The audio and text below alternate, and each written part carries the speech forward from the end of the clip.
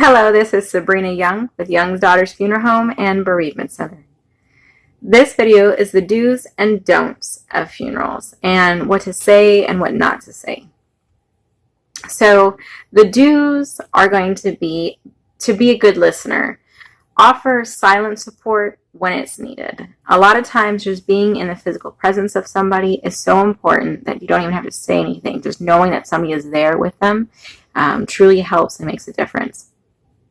Behaving naturally. A lot of people don't know how to behave, and so they make up something, and it's not genuine. And when you're in grief, everything is heightened to a way in which you can feel people differently, you understand and emotionally connect with people. And so when you behave naturally, it gives a very calming and reassuring feeling. Remember that you can take away the pain of somebody, but you have to let them know that you are not alone. You have to walk with them. You have to hold their hand and kind of walk that grief journey with them. So it's very important that you keep your own connections and relatable stories to yourself.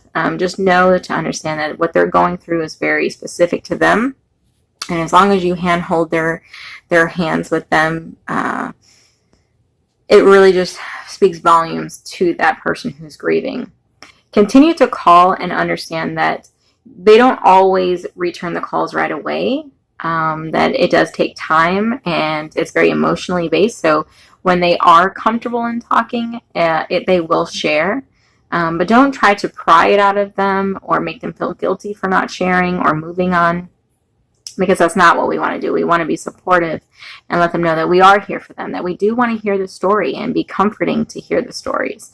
They stated that it takes over 10,000 times to tell the story to be able to heal and move on to the grief journey. So we want to make sure that they are spreading the word and sharing as much as they can.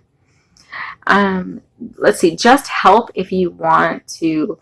Don't wait for them to ask. So if you want to do something for them, like get their mail or cut their grass or do small errands, it's very important to actually just do it instead of waiting for them to ask you for their help, because they're so in our grief, we're so emotionally wrapped up that we don't even know who's on our side. Sometimes it feels vindictive, or sometimes it feels like we're all alone and we don't know who to reach out to.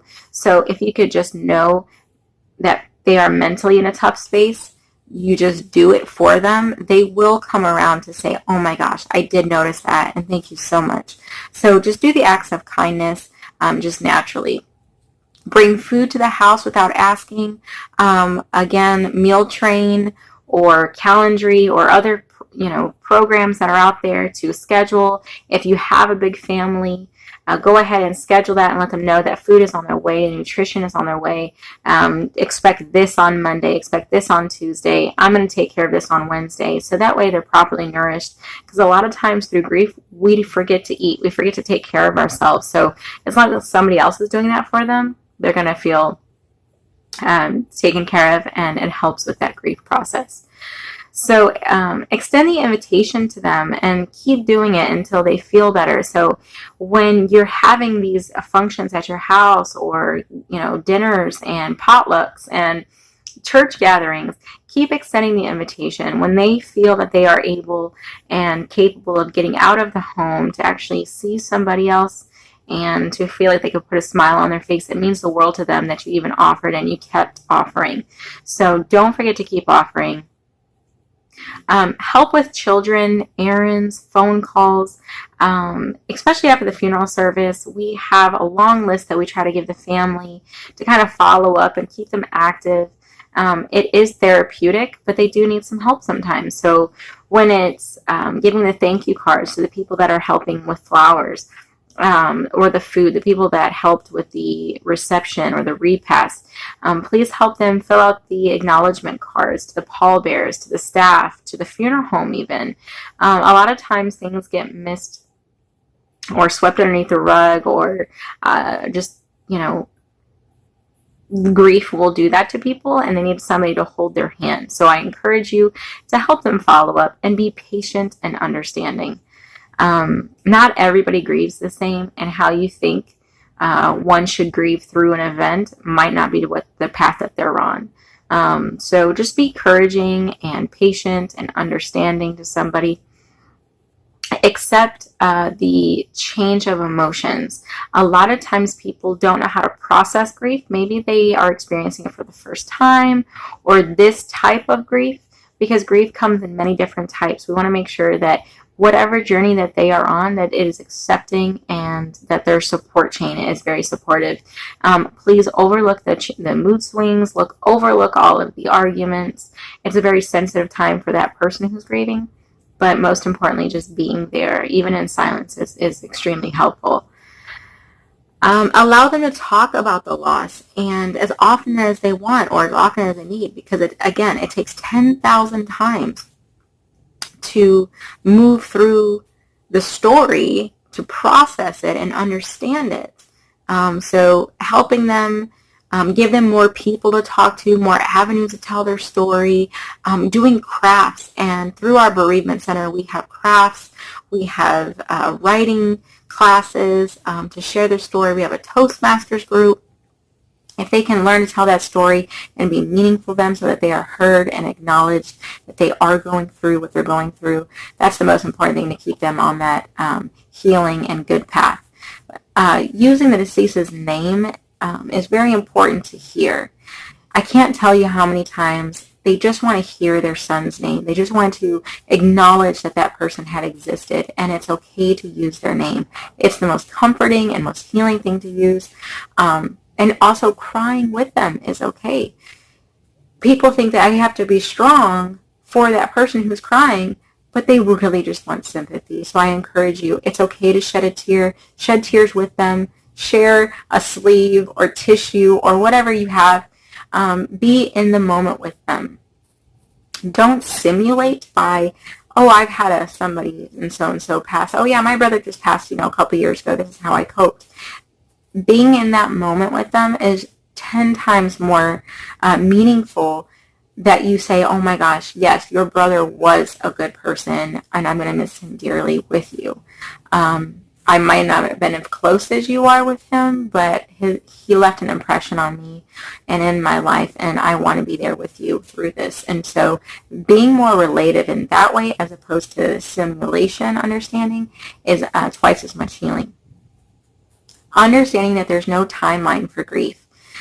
As many of us want to say that maybe we ourselves get tired of hearing about it, know that there's no timeline. Grief is something that we have to learn to walk with daily, and it helps when you have other people walking with you, but it's something that there's no timeline. So don't rush people. Don't